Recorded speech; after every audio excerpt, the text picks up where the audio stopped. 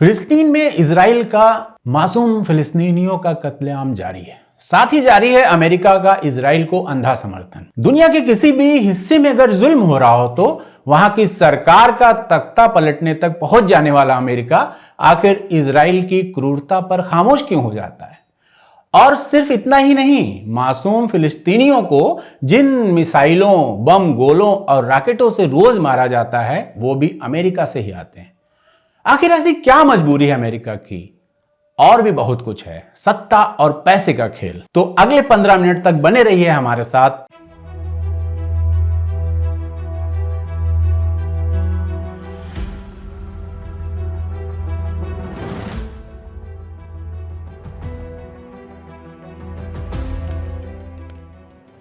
नमस्कार, आदाब। The credible history में आपका स्वागत है। मैं हूं इकबाल। अमेरिकी इजराइल की दोस्ती की कहानी तकरीबन वैसी ही है जैसे शोले फिल्म की जय वीरू की जोड़ी। बसंती की मौसी और जय के बीच का वार्तालाप याद करें तो कितना सटीक लगता है। वीरू में लाख है वो, लेकिन जय उन ऐप को हुनर की तरह दुनिया के सामने पेश करता है, ये बोलकर कि क्या करूं मौसी, मेरा तो दिल ही ऐसा है। पिछले वीडियो में मैंने आपको बताया कि क्यों अमेरिका और मुस्लिम अरब देशों के संबंध इतने मजबूत हैं कि वो फिलिस्तीनियों पर होते इजरायली जुल्म पर कोई कदम नहीं उठाते। आज बात करेंगे कि आखिर वो कौन सी वजह है जो दुनिया में अमन चैन का झंडा उठाए घूमने वाला अमेरिका इजराइल के जरिए गाजा पट्टी में किए जा रहे कत्लेआम पर चुप है। और सिर्फ चुप ही नहीं है, बल्कि इजराइल के हर कदम को समर्थन दे रहा है, हथियार और डॉलर की मदद भी कर रहा है। तो आखिर ऐसी क्या मजबूरी है कि वो फिलिस्तीनी औरतों, बच्चों की दर्द भरी चीखें अनसुनी कर इजराइल के पीठ पर हाथ रखे खड़ा हुआ है? असल में कहानी है सत्ता और पैसे के खेल की। यहूदी दुनिया में सबसे अमीर कौम है और तादाद में थोड़े होते हुए भी अमेरिका की सत्ता को पिछले रास्ते से अमीर यहूदी बिजनेसमैन कंट्रोल करते हैं। और इन अमीर यहूदियों की बहुत सारी कंपनियों को छोड़ दें तो उनमें से सिर्फ एक कंपनी की बात करते हैं जो अमेरिका की पूरी इकोनॉमी का आधा हिस्सा अकेले प्रभावित करती है। उस कंपनी का नाम है ब्लैक रॉक और जिसका फाउंडर है लैरी फिंक। लैरी फिंक एक यहूदी है और यहूदी दुनिया के किसी भी हिस्से का हो, उसके दिल में हमेशा दिल इजराइल और जा इजराइल बजता रहता है। मतलब समझने के लिए इतना ही काफी है कि ब्लैक रॉक नाम की वो कंपनी, जिसका हिंदी तर्जुमा काला पत्थर है, अमेरिकी सत्ता को हिलाने की ताकत रखती है। और ये तो सिर्फ एक कंपनी की मिसाल है। जियोपॉलिटिक्स में थोड़े से यहूदी कितना बड़ा दखल रखते हैं, ये सब कुछ जानने के लिए कहानी को इजराइल से अमेरिका ले चलते हैं। अमेरिका में ब्लैक रॉक नाम की एक कंपनी है। Black rock multinational investment consultant company है और जिसकी नींव लैरी फिंक ने अपने दो और साथियों रॉबर्ट कैपिटो और सुसन वैगनर के साथ मिलकर 1988 में रखी, जो दुनिया भर में फैले अपने ग्राहकों के पैसों को विभिन्न कंपनियों में इन्वेस्ट करती है। आप कहेंगे कि ये कौन सी बड़ी बात है, ऐसी हजारों हजार कंपनियां होंगी। लेकिन राय बनाने से पहले जरा ठहरिए और सोचिए, ब्लैक रॉक कितनी बड़ी कंपनी है। इसे ऐसे समझिए कि अमेरिका की आधी अर्थव्यवस्था ब्लैक रॉक के भरोसे है। ब्लैक रॉक की कुल नेटवर्थ 116.44 बिलियन डॉलर है। उसके 30 देशों में 70 ऑफिस हैं और 100 देशों में उसके क्लाइंट हैं। 2022 के आंकड़ों की बात करें तो 8.59 ट्रिलियन डॉलर दुनिया भर में इन्वेस्टमेंट कर रखे हैं। मतलब हिंदुस्तान की पूरी इकोनॉमी का 3 गुना। और वो अगर चाहे तो अंबानी, अडानी जैसी कंपनियों को सुबह खरीदकर शाम को बेचते। ताजा खबर यह है कि अंबानी की जियो फाइनेंशियल सर्विस और ब्लैक रॉक मिलकर जियो ब्लैक रॉक नाम से जॉइंट वेंचर ला रहे हैं और जिसमें ब्लैक रॉक की हिस्सेदारी आधी हो। खैर, आपको मैं बता रहा था कि कैसे यहूदी अमेरिकी पॉलिटिक्स को अपने काबू में रखते हैं। अमेरिका में राष्ट्रपति के चुनाव की प्रक्रिया शुरू हो चुकी है। पूर्व राष्ट्रपति डोनाल्ड ट्रंप और उनकी पार्टी की दूसरी उम्मीदवार निक हेली एक दूसरे से खिलाफ बयानबाजी कर रहे हैं। ट्रंप ने सीधा आरोप लगाया है कि ब्लैक रॉक के पैसे से निकी हेली प्रचार कर रही हैं। कहने को लोकतांत्रिक व्यवस्था सबसे बेहतरीन शासन व्यवस्था है और देखने में भी लगता है कि जनता अपनी प्रतिनिधि खुद से चुन रही है, लेकिन जितना सीधा दिखाई देता है उतना होता नहीं। लोकतांत्रिक शासन व्यवस्था में चुनाव सबसे महंगी प्रक्रिया है और अमेरिकी राष्ट्रपति का चुनाव तो दुनिया का सबसे महंगा चुनाव होता है। हमारे यहां का एग्जाम्पल लें तो यहां भी लोकसभा विधानसभा का चुनाव कितना महंगा है ये हम सबको पता है।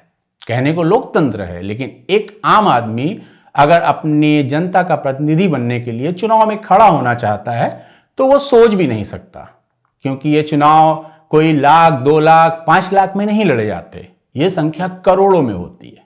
तो एक आम आदमी कहां से उसके नाम पर बनाए हुए लोकतंत्र में हिस्सेदारी ले सकता है? और यही हाल अमेरिका का है।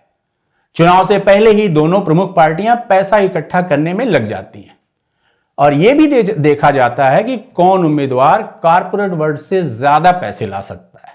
यह भी एक योग्यता होती है।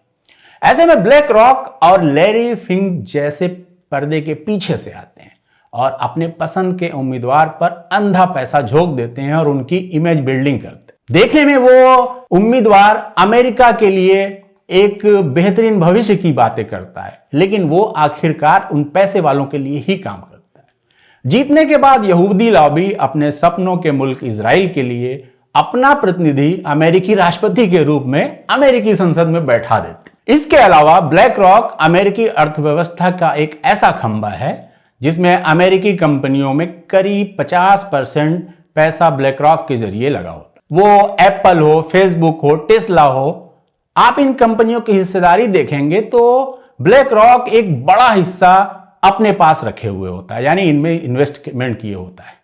ब्लैक रॉक की हैसियत का अंदाजा इस बात से लगाया जा सकता है कि दुनिया भर के कुल शेयरों और बांड का 10% ये कंपनी संभालती है।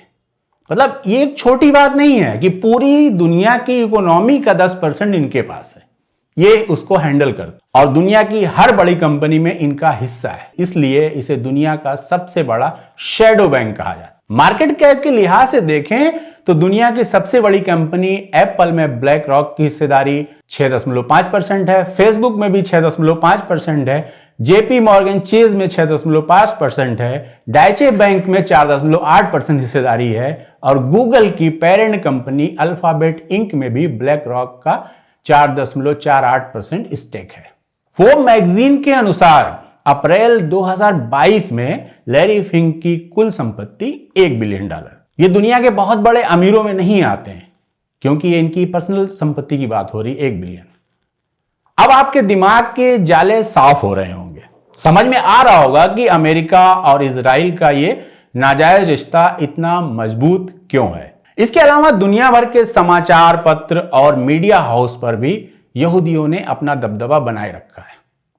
अगर 1-2 अल जजीरा जैसे प्लेटफॉर्म न होते तो फिलिस्तीन की खबरें हमारे और आप तक कभी नहीं पहुंच पाती। और दुनिया का सबसे बड़ा सोशल मीडिया प्लेटफॉर्म फेसबुक भी एक यहूदी मार्क जुकरबर्ग का है।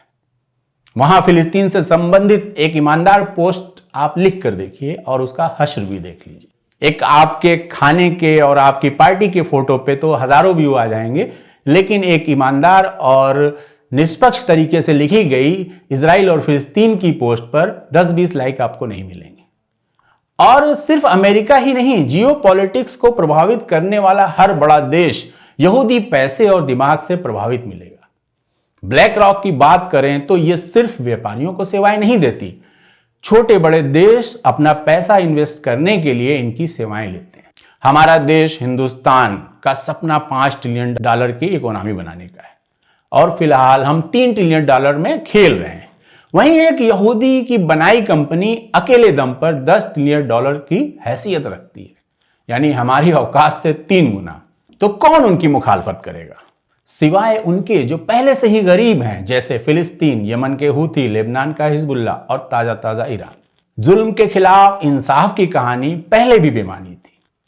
दूसरे विश्व युद्ध में हिटलर की ज्यादतियों की बात करें तो दुनिया के बड़े देश तब तक उसके खिलाफ नहीं आए थे जब तक आग उनके दरवाजे तक नहीं पहुंची थी, वो चाहे रूस रहा हो, ब्रिटेन रहा हो या अमेरिका। हिटलर और उसके लोग जर्मनी में यहूदियों का कत्लेआम कर रहे थे, आसपास के छोटे देशों पर कब्जा कर रहे थे, तब भी बड़े देश उनके साथ संधियां कर रहे थे और जब हिटलर उनके दरवाजे पर पहुंचा तब ब्रिटेन, रूस, अमेरिका जागे। जापान के हिरोशिमा नागासाकी पर परमाणु बम गिराकर पश्चिम ताकत का प्रदर्शन भी इसीलिए था। अमेरिका चाहता तो बिना परमाणु बम के भी ये लड़ाई जीती जा सकती थी, लेकिन विरोधियों की कमर तोड़ना था और हम नई शक्ति हैं ये दिखाने के लिए ये जनसंहार जरूरी था। तो इंसाफ की बातें बेमानी है। इंटरनेशनल कोर्ट ऑफ जस्टिस अंतरिम फैसले में कहता है कि गाजा में जेनोसाइड हो रहा है, लेकिन उसे रोकने की कोई बात नहीं करता।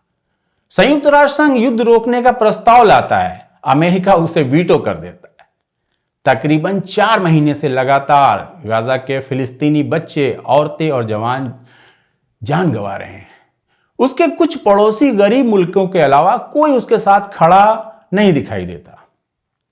ये और बात है कि बाकी जो मुस्लिम देश हैं वो जबानी जमाखर्द बातें करते रहते हैं, क्योंकि सत्ता और पैसा इजराइल के दुनिया भर में फैले हमदर्द यहूदियों के पास है और वो ही दुनिया की सत्ता को चलाते हैं। अरब दुनिया के मुस्लिम देशों की फिलिस्तीन के हालत पर, फर्जी मातम पर हम पहले भी आपको बता चुके हैं। उनकी चुप्पी की कहानी ब्लैक रॉक के दुनिया भर में फैले इन्वेस्टमेंट मैनेजमेंट के बीच में छुपी हुई है।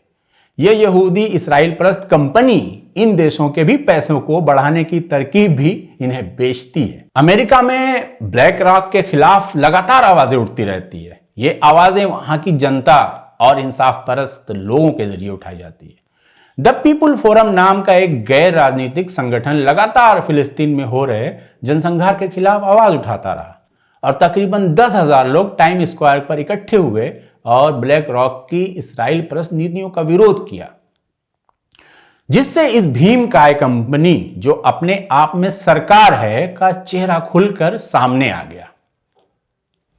इसराइल में ब्लैक रॉक का बड़ा निवेश है और उसका एक ऑफिस भी वहां पर है, जिसमें तकरीबन 2000 इजरायली काम करते हैं और जिसमें बहुत सारे इजरायली फौज की तरफ से गाजा में हो रहे कत्लेआम में भागीदार हैं, क्योंकि इजराइल के हर नागरिक को फौज में सेवा देना अनिवार्य है। जाहिर है ऐसे में लैरी फिंक इजराइल खेमे के तरफ ही खड़ा दिखाई देगा। पिछले वीडियो में भी बताया था कि दुनिया पैसे और इल्म की ताकत से चलती है, संख्या बल से नहीं। यहूदी थोड़े से हैं लेकिन दुनिया चलाते हैं। मुसलमानों के ट्रेड आइकॉन देशों के पास पैसा है। ये देश का मेरा मतलब है कि सऊदी, दुबई, कुवैत, ओमान, इस तरह के जितने देश हैं, इन लोगों के पास भी अथाह पैसा है, लेकिन इनका पैसा कोई और घुमा रहा है, क्योंकि उन्हें पता ही नहीं है कि दुनिया को कैसे अपने पैसे से कंट्रोल करें। आज भी हमारे देश में चर्चा यही चलती है कि मुस्लिम कौन का आदर्श कौन है। मैं कहता हूं कि शाहरुख खान है, अजीम प्रेमजी है। वहीं लोग कहते हैं कि आखिरत और जन्नत का सपना बेचने वाले शातिर धर्म के ठेकेदार हैं। कहानी अपने बड़े भाई हिंदुओं की भी यही है।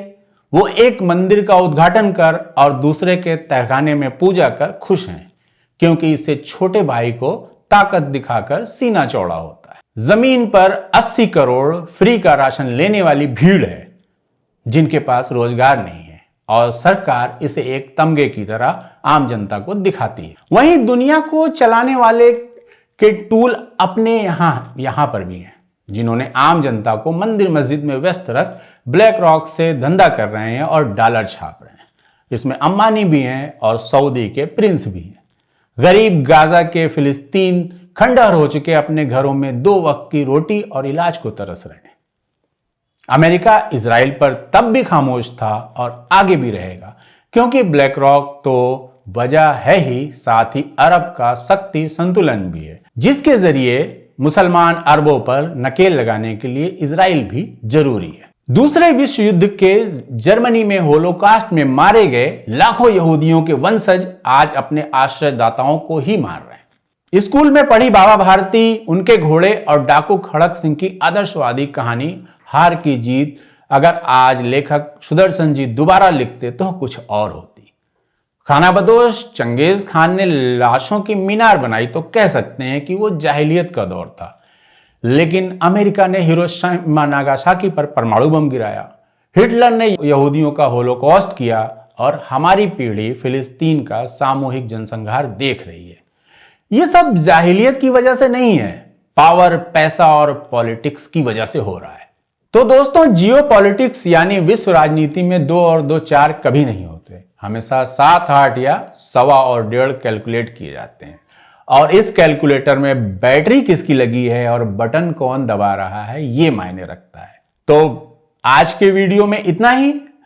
राजनीति और इमोशन 2 अलग अलग चीजें होते हैं। आप जज्बाती होकर किसी गरीब मजलूम पे जुल्म हो रहा है तो आप आंसू बहा सकते हैं, लेकिन जब ऊपर बैठे हुए लोग उसको देखते हैं तो वहां अपना फायदा और नुकसान देखा जाता है। और आज यही हम फिलिस्तीन में देख रहे हैं। फिलिस्तीन के बच्चे, औरतें, जवान रो रहे हैं, बिलख रहे हैं, मर रहे हैं, लेकिन वहीं दूसरी तरफ राजनीति का दूसरा चक्र चल रहा है। आप बताइए, आप क्या सोचते हैं? तो आज के वीडियो में इतना ही। देखते रहिए और लाइक और शेयर और सब्सक्राइब कीजिए। हमारा चैनल आपको हमेशा सच्चाई से रूबरू कराते रहे, इसके लिए आपका साथ और आपका डोनेशन बहुत जरूरी है। अगर आप डोनेशन देना चाहते हैं तो लिंक डिस्क्रिप्शन बॉक्स में मिल जाएगा। बहुत बहुत शुक्रिया।